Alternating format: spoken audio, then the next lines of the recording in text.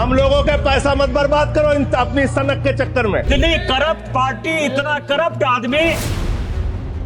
अरे उल्टा चोर कोतवाल को डांटे। हम इनसे बात कर रहे हैं, आप आराम करो। ऐसे नहीं कि हम तुगलक हो गए हैं, हमारे दिमाग में सनक आ गई है। कल ये लोकसभा से भाग गए थे, आज मेरा निवेदन है भागना मत, यही रहना। आपको स्कूल बनाने के लिए पैसा नहीं है, आपको अस्पताल बनाने के लिए पैसा नहीं है, मिड डे मील में आप बच्चों को नमक रोटी खिला रहे हैं, खाद की बोरी देने के लिए पैसा नहीं है। क्या आप जानना चाहते हैं? आप आपस में बहस कराइए सर, उनको खड़ा कीजिए सर, उनको खड़ा कीजिए, बहस कराइए। नाच न जाने आंगन टेढ़ा, ये कहते हैं आंगन ही नहीं टेढ़ा है, छत भी टेढ़ी है, दीवार भी टेढ़ी है, जमीन भी टेढ़ी है, छज्जा भी टेढ़ा है, खंभा भी टेढ़ा है। आपकी छाती पे तो सांप लौटने लगा, आपको तो मजा आया नहीं। सर देश भर में ई सिगरेट बैन हो चुकी है, क्या सदन में आपने अलाउ कर दी है? नहीं, सांसद पी रहे हैं सर, कई दिनों से लगातार बैठ के पी रहे हैं सर।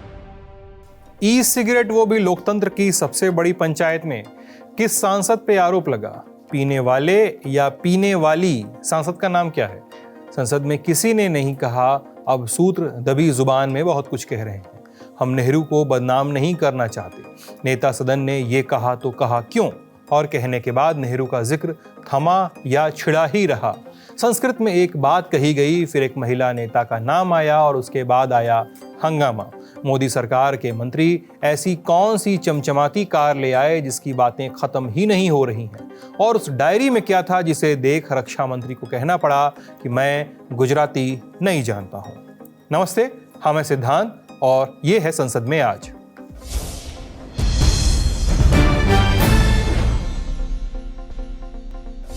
कल के जबरदस्त हंगामे के बाद आज सदन की कार्यवाही 11 बजे शुरू हुई।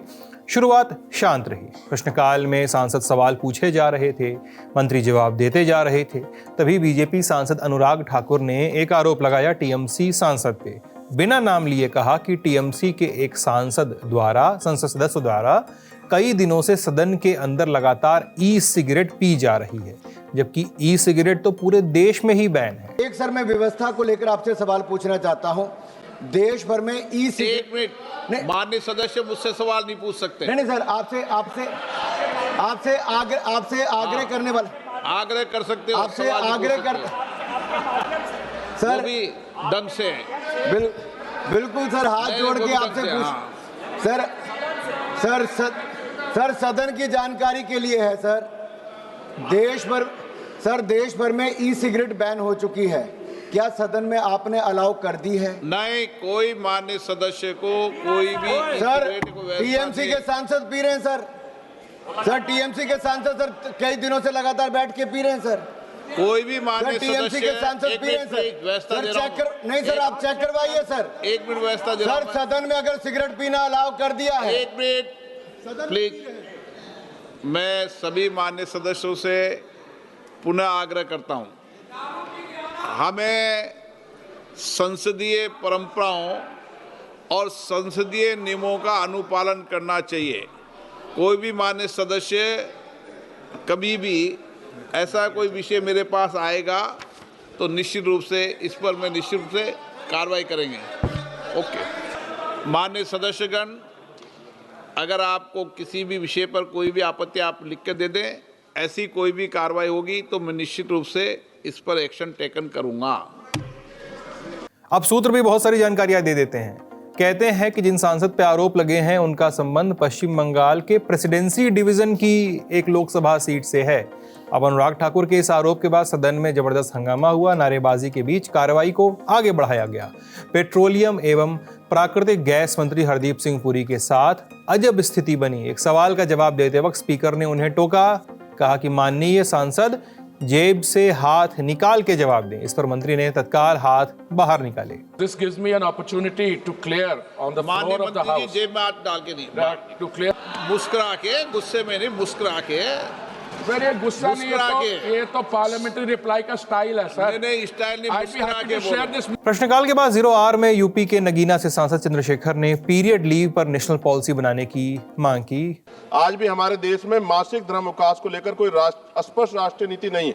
कुछ निजी संस्थाओं और 2-3 राज्य पहल कर रहे हैं, परंतु यह कदम राष्ट्रव्यापी रूप से लागू होना भी बाकी है। मैं सरकार से आग्रह करता हूं, मासिक धर्मावकाश पर राष्ट्रीय नीति तैयार हो, असंगठित क्षेत्र की महिलाओं को भी इसमें शामिल किया जाए, स्कूल कॉलेज की छात्राओं के लिए भी आवश्यक प्रावधान हो और इस विषय पे एक व्यापक सर्वे, चिकित्सा अध्ययन और परामर्श प्रक्रिया शुरू की जाए। वहीं राजस्थान के नागौर से सांसद हनुमान बेनीवाल ने किसानों का मुद्दा उठाया। राजस्थान के हनुमानगढ़ में किसान निर्माणाधीन एथनॉल फैक्ट्री के विरोध में प्रदर्शन कर रहे हैं। प्रदर्शन के हिंसक होने से इलाके में तनाव है। 24 घंटे के लिए इंटरनेट बंद कर दिया गया है। इस प्रदर्शन को लेकर हनुमान बेनीवाल ने कांग्रेस से सपोर्ट मांगा। सौद मोदी, राजस्थान के टिब्बी में प्रस्तावित एथनॉल फैक्ट्री के खिलाफ चल रहा आंदोलन बिल्कुल जायज है, क्योंकि जिस धरती ने अनाज दिया, पानी दिया, जीवन दिया, उसी धरती पर एक ऐसी फैक्ट्री थोपने की कोशिश की जा रही है जो पानी को जहर, हवा को धुआं और मिट्टी को केमिकल बना सकती है। मैं कांग्रेस पार्टी से आग्रह करूंगा कि आपका बड़ा दल है, इसलिए आप भी इसको आके और किसानों को न्याय दिलाएं और इस मामले को गंभीरता से कांग्रेस पार्टी उठाएं, जो किसानों ने वोट दिया आपको। शांति से चल रहे 0 आवर के बीच अब रुकावट आने लगी थी। वक्ता थे बीजेपी सांसद निशिकांत दुबे। उन्होंने गांधी परिवार पर आरोप लगाए। आरोप सुनते ही कांग्रेसी सांसद कुर्सी से उठ गए। इसके जवाब में सत्ता पक्ष की ओर से भी शोर हुआ। इसके बाद सदन की कार्रवाई को 12 दिसंबर 2025 के लिए सुबह 11 बजे तक के लिए स्थगित कर दिया गया। खाता न बही, गांधी परिवार जो कहे वही सही।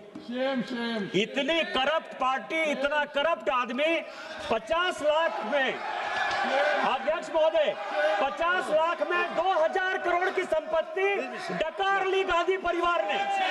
उस एसोसिएटेड जंगल ने डकार ली, जिसमें कि सोनिया गांधी और राहुल गांधी 76% के हकदार हैं। अब आज सदन में एक ऐसी जानकारी भी रखी गई जिस पर खूब चर्चा हो रही है। रक्षा मामलों की स्थायी समिति ने संसद में पेश की गई अपनी रिपोर्ट में कहा है कि डीआरडीओ ने पिछले 5 सालों में अपने स्वदेशी रिसर्च की वजह से 2,64,156 रुपए बचाए हैं। तो ये रही लोकसभा की कहानी। बात राज्यसभा की। आज चुनाव सुधार पर चर्चा होनी थी। समय तय, सत्ता पक्ष और विपक्ष दोनों की तैयारी भी पूरी। लेकिन इससे पहले सुबह 11 बजे 0 आवर के साथ कामकाज आगे बढ़ा और ओडिशा से बीजेडी सांसद मानस रंजन मंगराज ने दिल्ली प्रदूषण का मुद्दा उठाया। मांग की कि जब तक दिल्ली की आवाज सुधर नहीं जाती तब तक संसद का शीतकालीन और बजट सत्र दिल्ली से बाहर किसी दूसरे शहर में आयोजित किया जाए। इसके बाद कांग्रेस सांसद प्रमोद तिवारी ने पूछा कि सरकार दिल्ली को प्रदूषण से बचाने के लिए क्या कर रही है। इस पर मंत्री जी का जवाब आया। जहरीली टनल से बन गई है भारत की राजधानी दिल्ली। पिछले 10 सालों से जो एफर्ट किए गए हैं तो उसके क्या सकारात्मक परिणाम आए हैं, 2014 में कितना था और 2024 और 25 में क्या है, और अगर सकारात्मक परिणाम अपेक्षाकृत उतने नहीं जितनी आप स्वयं अपने लिए टारगेट फिक्स करते हैं, तो भविष्य में भारत की राजधानी दिल्ली को एक जहरीली सुरंग बनाने से बचाने के लिए क्या उपाय कर रहे हैं? जी 2016 में जो AQI जिसको 200 कहते हैं, मतलब अच्छे दिनों की संख्या जो 110 होती थी, 110, 2026 में वो संख्या बढ़कर के 200 हो गई है। इस वर्ष जनवरी नवंबर की अवधि में दिल्ली का औसत AQI जो 2018 में 213 था वो कम होकर के 187 हुआ है। 2025 के दौरान दिल्ली में एक भी दिन AQI 450 नहीं हुआ है। हम उसको कंट्रोल रखने में सक्षम हुए हैं, बल्कि केवल 3 ही रहा है। इसको लेकर के जो आपने पूछा है, हमारे मंत्रालय के द्वारा लगातार मॉनिटरिंग की जाती है। जो इसके हितधारक हैं उनके साथ बैठक की जाती है। 2014 से पहले इसको मॉनिटर करने के लिए कोई लीगल सिस्टम ही नहीं था, एडमिनिस्ट्रेटिव सिस्टम ही नहीं था। 2021 में हमने CAQM की स्थापना इस संसद से लेकर के करी। अब CAQM जो है वो विभिन्न कार्यान्वयन एजेंसियों के माध्यम से इसके लिए कार्य करता है। दिल्ली में जो भी AQI है उसके लिए हमने ग्रेडेड रिस्पांस एक्शन प्लान को तैयार किया है, और उस एक्शन प्लान में जब इस प्रकार से AQI बढ़ता है तो एक्शन प्लान में कार्रवाई की जाती है। 1 बजे का समय हुआ। नेता सदन JP नड्डा वंदे मातरम पर हुई चर्चा का जवाब देने के लिए खड़े हुए। फिर एक बार विपक्ष पे आरोप लगे।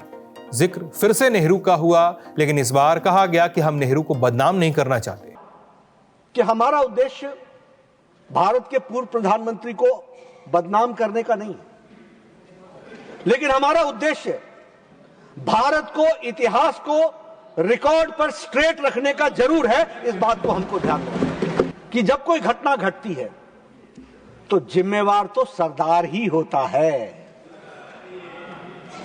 कांग्रेस पार्टी और कांग्रेस पार्टी के चलते चलने वाली सरकार के सरदार जवाहरलाल नेहरू ही थे। जयराम जी, अभी धीरे धीरे रुकिए, मैं आ रहा हूं। आपको जब सूट करता है तो आप नेहरूवियन एज की चर्चा करते हैं, जब आपको सूट नहीं करता है तो आप सुभाष चंद्र बोस को ले आते हैं, तब आप गुरु रविंद्रनाथ टैगोर को ले आते हैं, गुरुवर रविंद्रनाथ टैगोर को ले आते हैं। यह ठीक नहीं है। अगर श्रेय लेना है तो तकलीफ में अगर देश आया तो उसकी जिम्मेवारी भी लेनी होगी। इसको भी हमको ध्यान में रखना कि जो सम्मान और जो स्थान वंदे मातरम को मिलना चाहिए था, वह सम्मान और स्थान नहीं मिला, और उस समय के देश के शासक उसके लिए जिम्मेवार थे कि वंदे मातरम को आपने न वो स्थान दिया और न ही वो सम्मान दिया। यह बात हमको स्पष्ट होती है। हम इनसे बात कर रहे हैं, आप आराम करो। जेपी नड्डा जैसे जैसे आरोप लगा रहे थे, विपक्ष की ओर से हंगामे का जो शोर था वो भी बढ़ता जा रहा था। एक समय आया, नड्डा के भाषण को बीच में रोकते हुए नेता विपक्ष मल्लिकार्जुन खड़गे खुद कुर्सी से उठ गए। ये बहस नेहरू जी के ऊपर हो रही है क्या वंदे मातरम पे हो रही है? मैं जानना चाहता हूं। वंदे मातरम की जो यहाँ पर चर्चा हो रही है,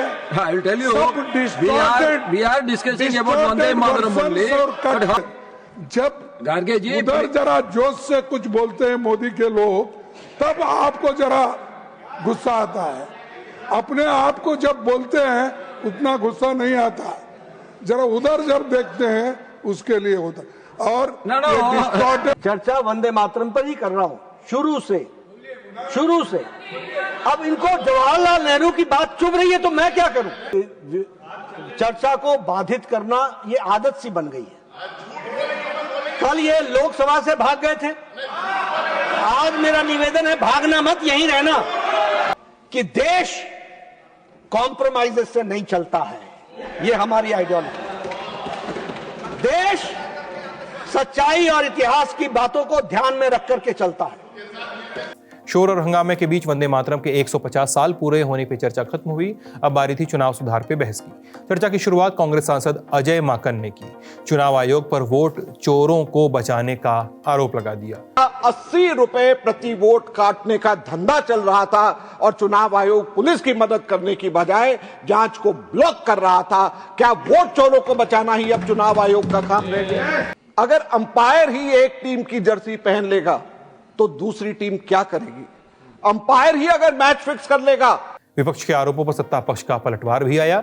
सुधांशु त्रिवेदी भाजपा सांसद आरोपों का जवाब देते, लेकिन उससे पहले ही उन्होंने संस्कृत की कुछ पंक्तियां पढ़ी। फिर सोनिया गांधी का नाम लेकर जो आरोप लगाए उस पर कांग्रेस ने घोर आपत्ति जताई कि वाणी सत्यम काया शिवम रूप सुंदरम है तेरा, आदर्शों की स्वर्ग है तू, जय हे देवी भारत माता। आज भी हमारे कुछ नेता जाके लंदन में खड़े होकर गुहार लगाते हैं कि भारत में डेमोक्रेसी को बचाना है, तो उनके लिए मैं एक लाइन कहना चाहूंगा कि अभी साज दिल में तराने बहुत हैं, अभी जिंदगी के फसाने बहुत हैं, डरे गैर पर भीख मांगो न फन की, जब अपने ही घर में खजाने बहुत हैं। वैसे तो नेहरू परिवार और बच्चन परिवार के बीच में बहुत मधुर संबंध थे, पर कभी कभी ज्यादा मिठास होने से डायबिटीज हो जाती है। तो वो दौर था 2006 में जया बच्चन जी की सदस्यता चली गई ऑफिस ऑफ प्रॉफिट के मुद्दे पे, क्योंकि उत्तर प्रदेश सरकार का एक पद था। अब सर यही आरोप लग गया और सोनिया गांधी जी जो उस समय नेशनल एडवाइजरी काउंसिल की चेयरमैन थी, उन पर भी ऑफिस ऑफ प्रॉफिट का विषय लग गया और इस कारण से उनकी सदस्यता भी चली गई। मगर सभापति महोदय जो आज संविधान की दुहाई देने की बात करते हैं, सोनिया जी जब तक चुनाव दोबारा गईं, लड़के आईं, तब तक चुनाव में संशोधन करके ऑफिस ऑफ प्रॉफिट का नियम ही बदल दिया गया ताकि पीएम ने सुपर पीएम की पदवी को सुरक्षित कर दिया। सर जब से वोटर आईडी कार्ड आ गए कांग्रेसी सरकार आना बंद, सीसीटीवी आ गए कांग्रेसी सरकार आना बंद, जब से स्वतंत्र जुडिशरी हो गई कांग्रेस सरकार आना बंद, स्वतंत्र मीडिया आ गई कांग्रेस को स्पष्ट बहुमत मिलना बंद, और तो और सर जब से साक्षरता दर 50% हो गई बहुमत मिलना बंद। इनको कब बहुमत मिलता था?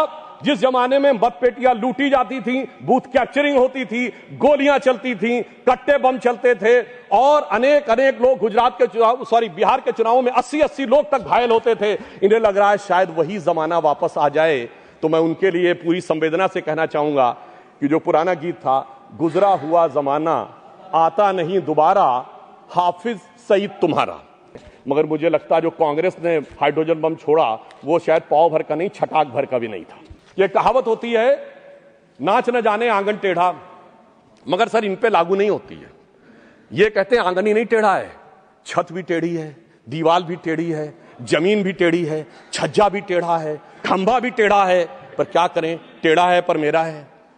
सभापति महोदय, वास्तविकता में इन्हें अपना दिमाग जो टेढ़ा हो गया है उसे सीधा करने की आवश्यकता है। एक ऐसा अश्वमेध यज्ञ का घोड़ा है जो जहां जाता है पराजय का मार्ग प्रशस्त कर देता है। सुधांशु त्रिवेदी ने अपने भाषण में पश्चिम बंगाल की सरकार पर भी आरोप लगाए। कहा कि बंगाल की सरकार घुसपैठियों को संरक्षण देती है, जिस पर टीएमसी सांसदों ने हंगामा किया। इसी हंगामे के बीच टीएमसी सांसद डोला सेन को जब अपनी बात कहने का मौका मिला तो उन्होंने सीधे पीएम मोदी का इस्तीफा मांग लिया।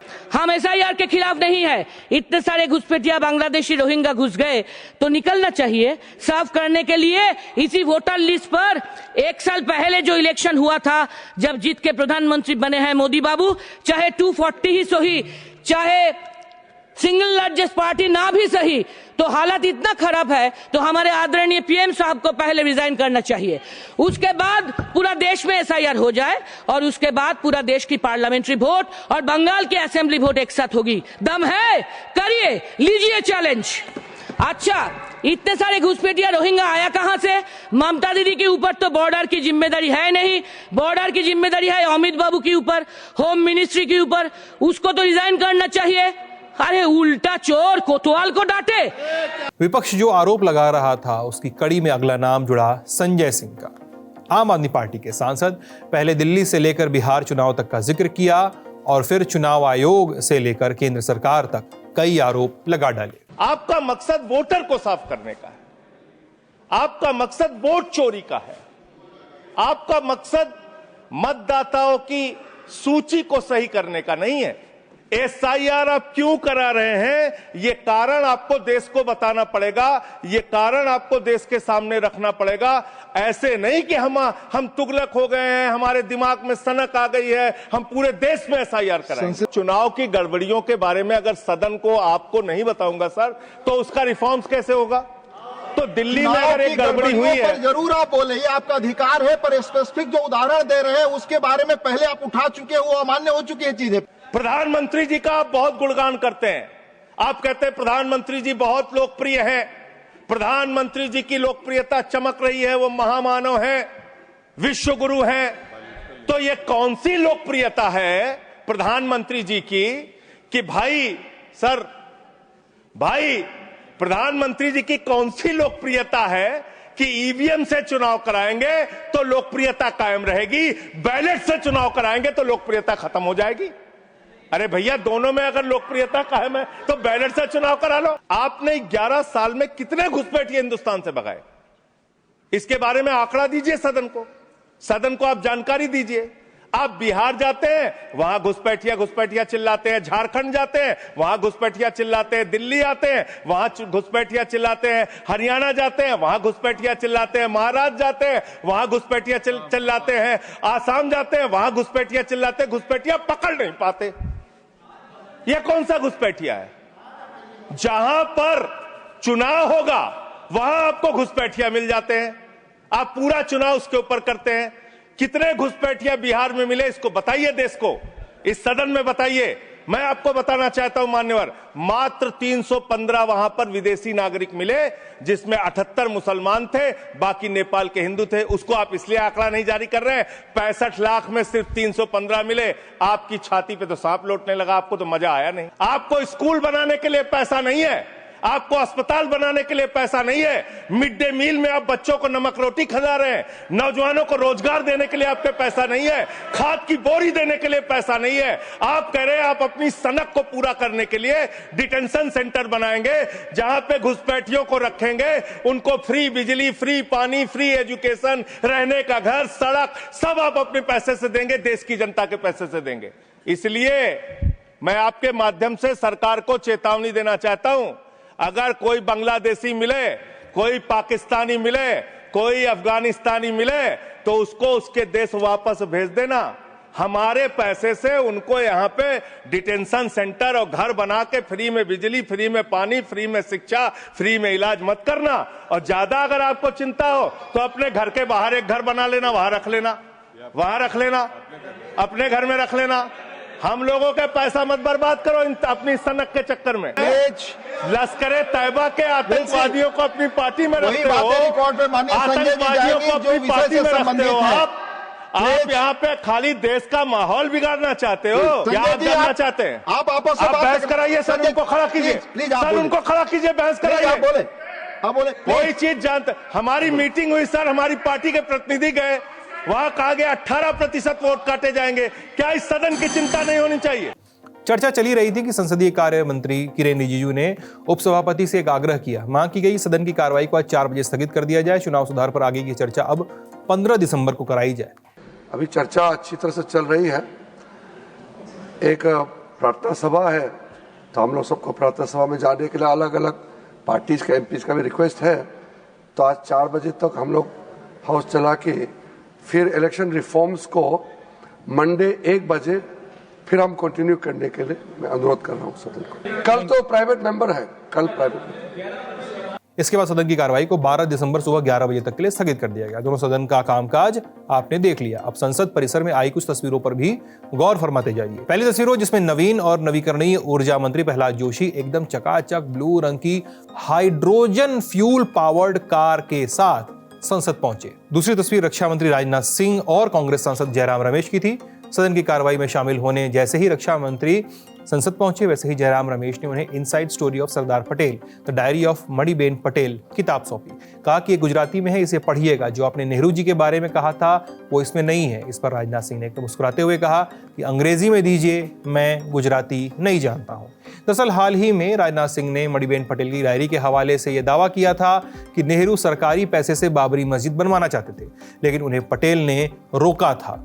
तीसरी तस्वीर एक मीटिंग से आई जिसमें all India Muslim personal law board के प्रतिनिधि मंडल ने संसद भवन में अल्पसंख्यक मंत्री किरेन रिजिजू से मुलाकात की। मुलाकात में एआईएमआईएम नेता और बोर्ड के सदस्य असदुद्दीन ओवैसी, जमाते इस्लामी के राष्ट्रीय अध्यक्ष सदातुल्ला हुसैन समेत बोर्ड के अन्य पदाधिकारियों ने मुलाकात की। मुलाकात के दौरान आजाद समाज पार्टी के सांसद चंद्रशेखर भी मौजूद थे। इस मीटिंग में उम्मीद पोर्टल का समय बढ़ाए जाने की मांग की गई।